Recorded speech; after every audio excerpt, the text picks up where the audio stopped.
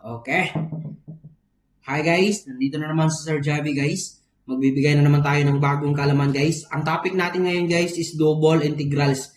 Okay, maraming nahihirapan nito, especially sa mga math majors. Pero, usually kasi kapag magsusolve tayo ng integral, usually isa lang yung ating integral na ganyan.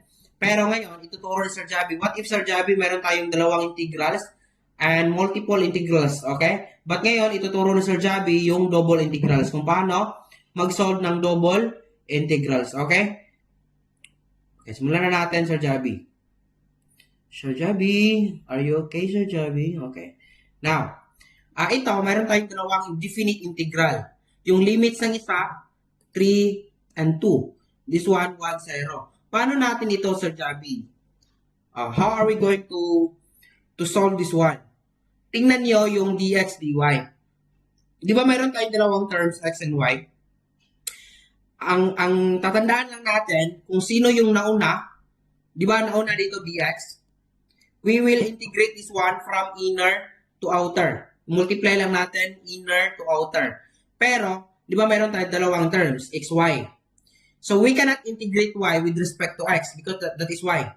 So, yung nauna dito is dx. Therefore, uunahin natin si x using this limits o integral. 3, 2, then i-copy lang natin na x, then nauna si dx, di ba? Then, i-multiply lang natin yan kang 1, 0, then y, dy. Okay? Ang gagawin lang natin kapag i-integrate natin, kapag double integrals or multiple integrals, we will start from inner to outer. I-multiply lang natin. Kung sino yung nauna, dito nauna si dx, so therefore, uunahin natin yung x na term with respect to x. Di ba, ito yung una na limits, na integral natin. So, yan yung gagamitin natin sa x term. At yung natira y, 1, 0 naman. So, dito, napakadali na lang nito. So, ito, by power rule of integration, x squared, add ka lang ng 1 sa exponent. Then, ilagay mo yung limits dito, 3, 2 times.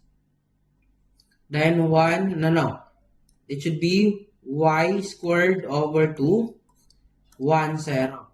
Dito, kapag isubstitute natin ito una, isubstitute natin yung limits natin, 3 squared, that is 9.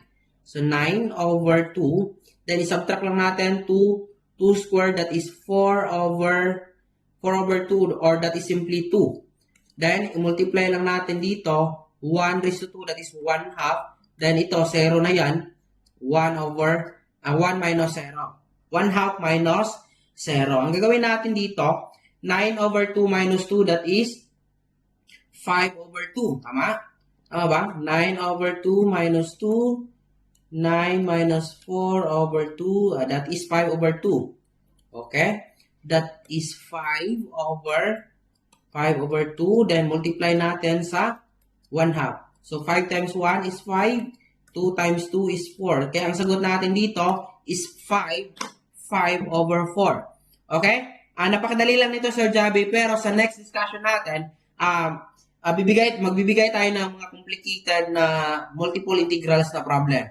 Okay? Isasalin natin si trigonometric functions. Pero dito, basta alam natin yung process, yung basic principles niya, wala tayong problema.